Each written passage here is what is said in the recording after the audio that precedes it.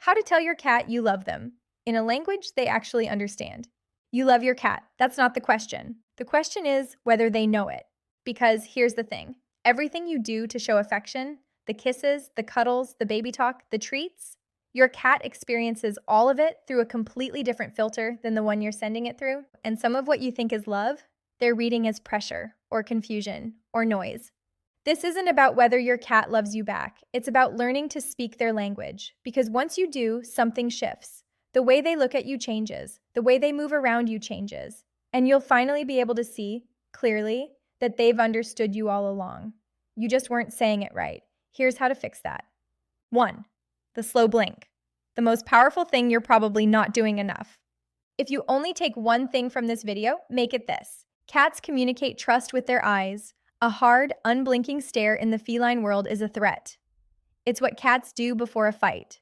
So when your cat looks at you and slowly closes their eyes, almost like they're falling asleep mid-gaze, they are doing something extraordinary.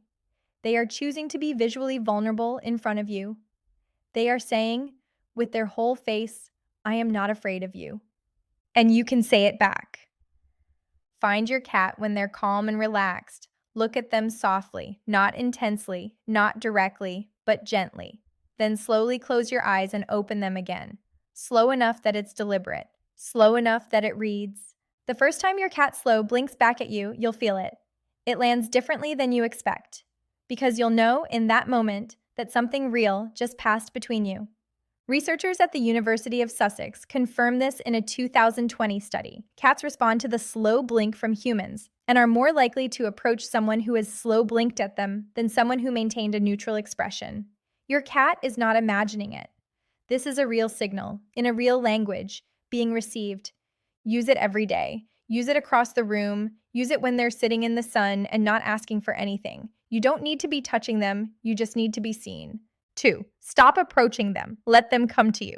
This one goes against every instinct you have as someone who loves an animal. When we care about something, we want to be near it. We reach for it. We close the distance. And with dogs, that works, because dogs are wired to welcome approach. Cats are not. Cats are both predator and prey. That dual wiring means they are always, on some level, monitoring who is moving toward them and why. When you walk straight at your cat, crouch down and reach out your hand, they don't experience that as love. They experience it as an approach sequence. And depending on their mood, that triggers either tolerance or retreat. The cat behavior that actually signals safety is invitation. Extend one finger, just one, low, toward them, and then stop. Let them decide. If they come and touch their nose to your finger, you've been accepted on their terms. That is 1,000 times more meaningful to your bond than any reach you could have made. And here's the counterintuitive truth. The owner's cats bond with most deeply are often the ones who give them the most space. The person in the room who isn't trying to interact is frequently the one the cat gravitates toward, because that person feels safe. They feel like a place to go, not a demand to manage. So try it.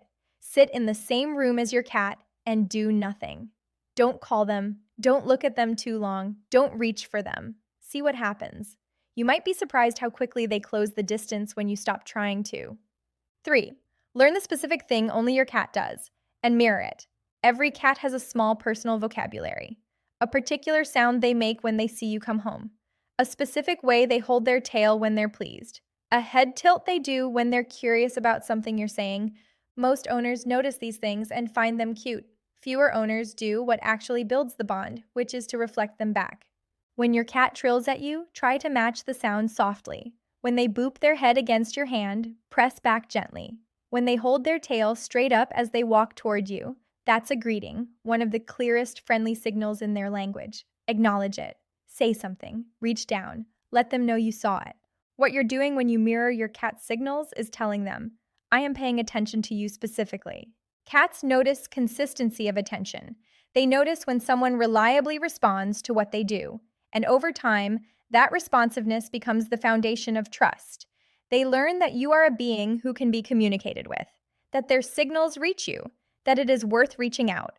That is how deep bonds are built, not in grand moments, in the small, repeated proof that you're watching. 4. Touch them the way they want to be touched, not the way you want to touch them. This one is where a lot of well-meaning owners lose ground without realizing it.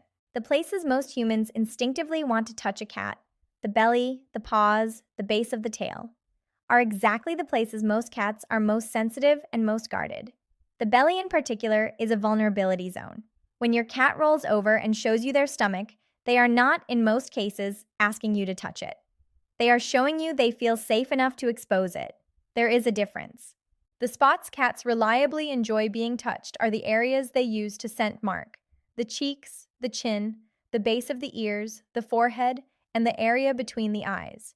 These are the places they rub on things they love.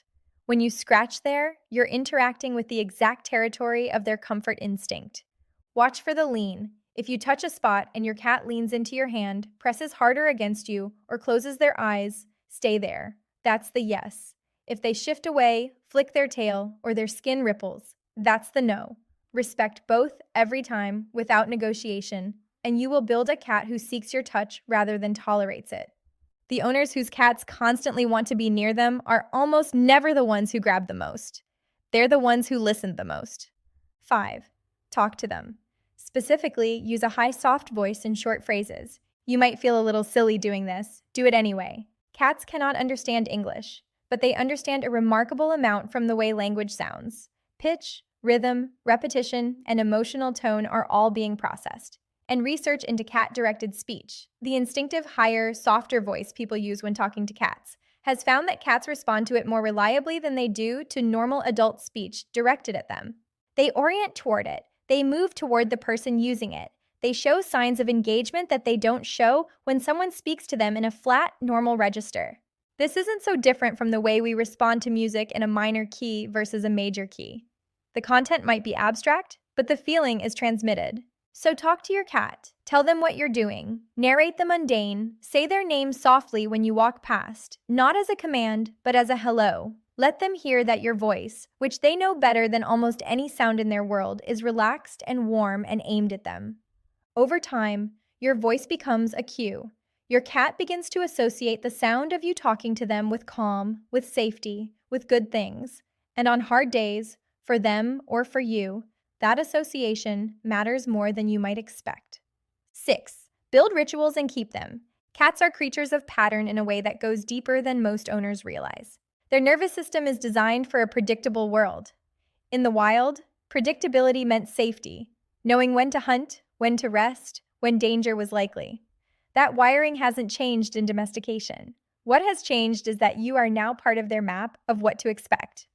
When you build small rituals with your cat, the same greeting when you come home, the same spot where you sit together in the evening, the same gentle routine before bed, you are not just creating cute habits. You are becoming a source of predictability in their world. And predictability, to a cat, is one of the deepest forms of safety there is. This is also why disruptions hit cats hard. Moving home, new people, changes in your schedule. These aren't small inconveniences to them. They are map errors. The world stopped behaving the way it was supposed to. When you are consistent, when you show up in the same ways at the same times, your cat's body relaxes on a level they have no control over. Their cortisol drops, their posture softens, they stop scanning and start settling. That is what love looks like in a language their nervous system actually speaks. 7. Give them the gift of doing nothing together. Here is the one most people find the hardest because it feels passive. It feels like not doing enough. Just be in the same room, not interacting, not performing affection, just existing nearby.